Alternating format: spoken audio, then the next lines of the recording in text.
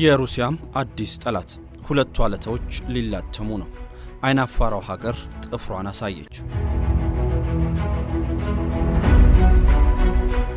ሁለቱ ሀገራት በአደባባይ ያልተገደበ ግንኙነትና መደጋገፍ እንዳላቸው ሲናገሩ መስማት የተለመደ ጉዳይ ነው። ምዕራባውያን ሀገራትም ሁለቱን ሀገራት ከአጋርነትም አልፎ በዩክሬን ላይ የጋራ ዘመቻን እያደረጉ ነው ሲሉ ያሟቸዋል። በቅርቡ የወጣ አንድ መረጃ ግን ከጀርባ ያለው ምስጢር ሌላ ነው ይለናል። የቻይና መንግስትና የሩሲያ መንግስት አጋሮች ነን ቢሉም የሩሲያ የደህንነት መስሪያ ቤት ግን ቻይናን ጠላት ሀገር ሲል ፈርጇታል። ይህ መረጃ በተጨማሪም ለረጅም ዓመታት የሩሲያ ቁጥር 1 ጠላት ሆና የቆየችው አሜሪካ አሁን ላይ ጠላትነቷ ቀንሷል፣ ከዛ ይልቅ ጀርመን የሩሲያ ቀዳሚ ጠላት ሆና መገኘቷን ያሳያል።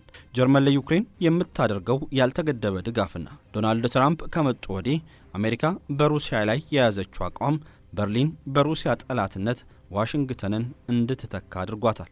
በዚህ ሁሉ ታዲያም የረጅም ዘመናት የሩሲያ ወዳጅ የነበረችው ቻይናም አሁን ወደ ጠላትነት ተቀይራ ይሆን? ሰላም ጤና ይስጥልን የተከበራችሁ የሰሞንኛ ቤተሰቦች እንደምን አላችሁ? በዛሬው ጥንቅራችን ከላይ እንዳነሳ ነው የቻይናንና ሩሲያን አዲስ የባላንጣነት ጉዞ እንመለከታለን። እስከ ፍጻሜው አብራችሁን ቆዩ። አዲስ አበባ ውስጥ ያውን ብዙዎች ለመኖሪያ ሆነ ለኢንቨስትመንት ተመራጭ ባደረጉት ለቡ መብራት ኃይል ቅንጡ አፓርትመንቶችን እጅግ በተመጣጣኝ ዋጋ ለመግዛት ያሰባችሁ ስልክ ለመያዝ ተዘጋጁ። የመዋኛ ገንዳ፣ ጂምናዚየም፣ ቤተ መጻሕፍት፣ የልጆች መጫወቻ፣ የመኪና ማቆሚያ፣ ጥራታቸውን የጠበቁ 4 ሊፍቶች፣ የኤሌክትሪክ መኪና ቻርጅ ስቴሽንን ያሟላ ዘመናዊ መንደር ውስጥ ለልጅ ልጅ የሚተላለፍ ቋሚ ቅርስን የያዙ በአረንጓዴ ስፍራ በተከበበው ዘመናዊ መንደራችን ውስጥ ማራኪ እይታ ያላቸውን ቤቶች የያዘውን የመጨረሻውን ብሎክ ለሽያጭ አቅርበናል። ባለ 1 መኝታ 451 ሺህ ብር፣ ባለ 2 መኝታ 783 ሺህ ብር፣ ባለ 3 መኝታ 908 ሺህ ብር እንዲሁም ባለ 4 መኝታ 1 ሚሊዮን ብር ከፍለው አሁኑኑ ይመዝገቡ። እርሶ 32% ብቻ በ3 ዓመት መክፈል ከቻሉ እኛ ደግሞ 60% የባንክ ብድር አዘጋጅተናል። ዝቅተኛ ወለድ ለምትፈልጉ ደንበኞቻችን ታላቅ የምስራች አለን። መግዛት ያሰባችሁ ስክሪኑ ላይ ባለው ስልክ አሁኑኑ ደውላችሁ መመዝገብ ትችላላችሁ።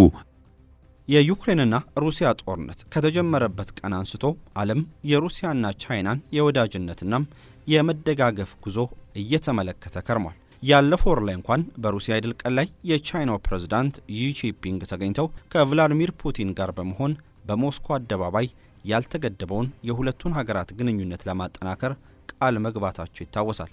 ነገር ግን ከሩሲያ የስለላ ተቋም የተመነተፈና በ6 የምዕራባውያን ሀገራት የስለላ ተቋማት ማረጋገጫ የተሰጠው መረጃም አንድ ድብቅ ሚስጥርን አጋልጧል። የሩሲያው የስለላ ተቋም ቻይናን ከወዳጅ ሀገርነት ይልቅ በከፍተኛ ስጋትነት ይመለከታታል ነው የሚለው መረጃው። በሌላ በኩል ጀርመን በሩሲያን ዘንድ ከ13 ዓመታት በኋላም የሩሲያ ዋነኛ ጠላት የሚለውን የቀዳሚነት ደረጃም ከአሜሪካ መረከቧ ተነግሯል። ቻይና የሩሲያ የጦር እስትንፋስ።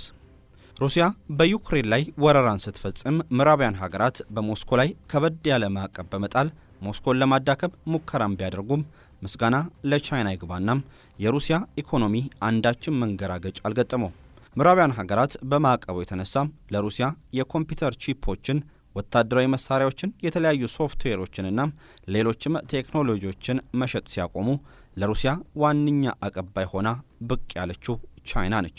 ቻይና ለሩሲያ የተለያዩ ቴክኖሎጂዎችን ከመሸጥ ባለፈ የሩሲያ ነዳጅ ዋነኛ ገዢ በመሆንም አጋርነቷን አሳይታለች። በተባበሩት መንግስታት ድርጅት የጸጥታው ምክር ቤት ውስጥም ቻይና ቭላዲሚር ፑቲንንና መንግስታቸውን በመደገፍ ለሩሲያ ያላትን ጥብቅና ስታሳይም ከርማለች። የቤጂንጉ መሪና ቭላዲሚር ፑቲንም ከሩሲያና ዩክሬን ግጭት ወዲህ በተለያዩ 40 ጊዜያት ተገናኝተው በተለያዩ ጉዳዮች ላይ ምክክሮችን አድርጓል። ሌቫዳ የተሰኘው ተቋም ባደረገው አንድ ጥናት ላይም ቻይና ከቤላሩስ ቀጥላ በሩሲያ ዜጎች ዘንድ የሩሲያ ወዳጅ በመባል 2ኛ ደረጃ ላይ ተቀምጣለች። የሩሲያ የስለላ ተቋም ያወጣው መረጃ ግን ቤጂንግ ለሩሲያ የተለያዩ ቴክኖሎጂዎችን ስታቀርብ ሩሲያን ለተጨማሪ ማዕቀብ በማጋለጥ ጭምር ነው ይላል። የሩሲያ ስለላ ተቋም መረጃ ቻይና ጠላት ሀገር ነች። ከ2023 መጨረሻና ከ2024 መጀመሪያ የተገኘ መረጃ እንደሚያሳየው ከሆነ የሩሲያ የስለላ ተቋም ባደረገው ምርመራም ቻይና በሩሲያ ላይ የተለያዩ የስለላ ተግባራትን ትፈጽማለች። በተለይም ቻይና የተለያዩ የመንግስት ባለስልጣናትን፣ ጋዜጠኞችንና የንግድ ሰዎችን በሰላይነት በመቅጠር የሩሲያ ሚስጥሮችን እያገላበጠች ትገኛለች። ዋነኛው የቻይና ዓላማ ደግሞ ሩሲያ እንዴት የምዕራባውያንን ጫና ተቋቁማ የዩክሬኑን ጦርነት አስቀጠለች የሚል ሲሆን የሩሲያን የድሮንና የሚሳኤል ቴክኖሎጂዎችም ቻይና ማወቅ ትፈልጋለች ተብሏል። ከ1979 ወዲህ ይሄ ነው የሚባል ጦርነት ያላደረገችው ቻይና በቀጣይነት ልታከናውነው ለምታስበው ጦርነትም ከሩሲያ ልምድ የመውሰድ ፍላጎቱ አላት። በተለይም ታይዋንንና የደቡብ ቻይና ባህር የቻይና ጦር እየተዘጋጀባቸው የሚገኙ ዋነኛ ጦርነቶች ናቸው። የሩሲያ የቴክኖሎጂ ባለሙያዎች ይበልጥ ደግሞ የተለያዩ የጦር መሳሪያዎችን ለሩሲያ ጦር የሚያመርቱ ባለሙያዎችና ሳይንቲስቶች በከፍተኛ ገንዘብ ተመልምለው ለቻይና የተለያዩ ሚስጥሮችን እየሰጡም ይገኛሉ። ሩሲያ በተጨማሪም ቻይና የሩሲያን መሬት በኃይል የመንጠቅ ፍላጎት አላት የሚል ስጋት በስለላ ቢሮ በኩል ደርሷታል። 2615 ማይል ድንበር የሚጋሩት ሁለቱ ሀገራት በድንበር ግጭት ውስጥ ገብተው ባያውቁም ቻይና የሩሲያ የተፈጥሮ ሀብቶችን የመጠቀም ፍላጎቱ አላት። በቅርቡም በሩሲያ የተወሰዱ ነገር ግን ጥንት ዘመን የቻይና የነበሩ መሬቶችን እያስጠናች ትገኛለች ተብሏል። ሩሲያ በመካከለኛው ኤዥያ ያላትን የበላይነት ለመንጠቅና በመካከለኛው ኤዥያ የበላይ ሆና ለመውጣት ቻይና እንደ ኡዝቤክስታን ያሉ ሀገራትን ከጎኗ ለማሰለፍ ጥረት መጀመሯን የሩሲያ የስለላ ተቋም መረጃ ያሳያል። በተለያዩ ድረገጾች በኩል የሚደረግን የቻይና የስለላ ተግባር ቀድሞ ያወቀው የሩሲያ የስለላ ተቋም ጉዳዩን ለሩሲያ መንግስት ቢያሳውቅም የሩሲያ መንግስት ግን ከቻይና ጋር ያለኝን ግንኙነት ይጎዳል በሚል የስለላ ተቋሙ ዝምታን እንዲመርጥ ተደርጓል። ጀርመን የሩሲያ ዋነኛ ጠላት ሆናለች። ሩሲያውያን ከአሜሪካ በባሰም ጀርመንን በቀዳሚ ጠላትነት እንደሚመለከቱ አንድ የዳሰሳ ጥናት አመላክቷል። አሜሪካ ላለፉት 13 ዓመታት በሩሲያን ዘንድ ቀዳሚ ጠላት ሀገር በሚል ተፈርጃ የቆየች መሆኗን ጥናቶች ያሳያሉ። ሆኖም ዘንድሮ ሌቫዳ ሴንተር የተሰኘው ተቋም በሰራው የዳሰሳ ጥናት ሩሲያውያን ከአሜሪካ ይልቅ ጀርመንን ቀዳሚ ስጋት ምንጭ አድርገው መመልከት መጀመራቸውን አሳይቷል። አሜሪካ በጥናት ውጤቱ ካለፉት 13 ዓመታት በተለይም ዘንድሮ ወደ አራተኝነት ዝቅ ብላ መገኘቷንም ሰነዱን ዋቢ በማድረግ አርቲ ዘግቧል። ከጥናቱ ተሳታፊዎች መካከል ቀንደኛ የሩሲያ ጠላቶች አድርገው የገለጹት 40 በመቶዎቹ ናቸው ተብሏል። አምና ተሰርቶ በነበረ ጥናት ተመሳሳይ መልስ ከሰጡ ሰዎች አንጻር የዘንድሮ 36 በመቶ ዝቅ ያለ ሆኖ መገኘቱም ለማወቅ ተችሏል። ሩሲያን ለዘመናት ቀንደኛ ተገዳዳሪያቸው ሆና በቆየችው አሜሪካ ዙሪያ የነበራቸው እይታም በፕሬዝዳንት ዶናልድ ትራምፕ ወደ ስልጣን መምጣት የተነሳም ለውጦች ታይተውበታል። ፕሬዝዳንቱ ስልጣን ከያዙበት ዕለት አንስቶ በዩክሬኑ ጦርነት ዙሪያ ዲፕሎማሲያዊ መፍትሄ ላይ እንዲደረስ ጥረት ሲያደርጉም ቆይቷል። በዳሳ ጥናቱ ውጤት መሰረት 56 በመቶ መላሾች ጀርመንን ቀዳሚ የሀገራቸው ባላንጣ አድርገው መግለጻቸው ለማወቅ ተችሏል። ከዛ በተጓዳኝ እንግሊዝ በ49 በመቶና ዩክሬን በ43 በመቶ ተከታዩን ደረጃ ይዘው መቀመጣቸውን የዘገባ ምንጩ ጨምሮ አመላክቷል። ከዩክሬኑ ጦርነት መፈንዳት ቀደም ብሎ ተሰርቶ በነበረ ተመሳሳይ ጥናት ጀርመን የሀገራቸው ተገዳዳሪ እንደሆነች አድርገው ይመለከተው የነበሩ ሩሲያውያን 16 በመቶዎቹ ብቻ ናቸው ተብሏል። የጀርመን መራሄ መንግስት ፍሬድሪክ ሜርዝ ስልጣን ከያዙበት ግንቦት ወር አንስቶ በሩሲያ ላይ የያዙት አቋም ለሁኔታዎች መካረር ምክንያት መሆኑ ይነገራል። በበርሊን በኩል ከጸብ ጫሪ ቃላት ስንዘራ አንስቶ ከሩሲያ ጋር ግጭት ውስጥ ለምትገኘው ዩክሬን የሚደረገውን ወታደራዊ እገዛ ለማሳደግ ጥረቶች እየተደረጉ እንደሆነ የሚታወቅ ነው።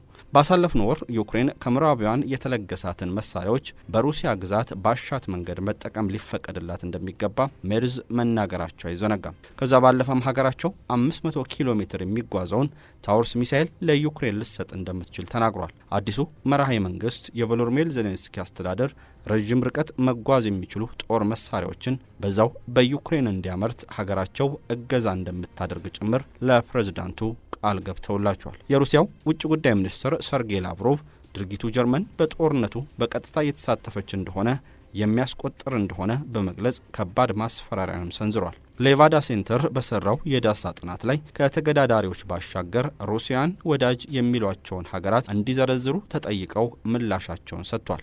በዛ መሰረት ከጥናቱ ተሳታፊዎች 80 በመቶዎቹ ቤላሩስ፣ 64 በመቶዎቹ ቻይና፣ 36 በመቶዎቹ ካዛክስታን፣ 32 በመቶዎቹ ህንድና 30 በመቶዎቹ ሰሜን ኮሪያ ሲሉ ምላሻቸውን ሰጥቷል።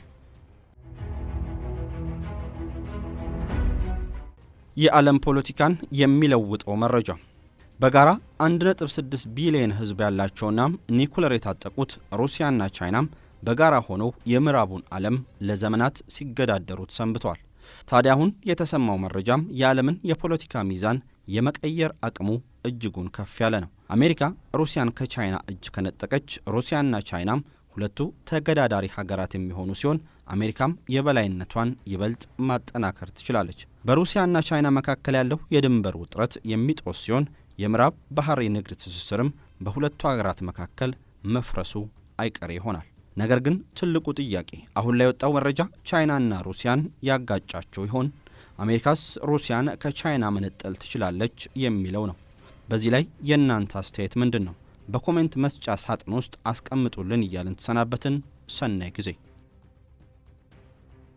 አዲስ አበባ ውስጥ ያውን ብዙዎች ለመኖሪያ ሆነ ለኢንቨስትመንት ተመራጭ ባደረጉት ለቡ መብራት ኃይል ቅንጡ አፓርትመንቶችን እጅግ በተመጣጣኝ ዋጋ ለመግዛት ያሰባችሁ ስልክ ለመያዝ ተዘጋጁ።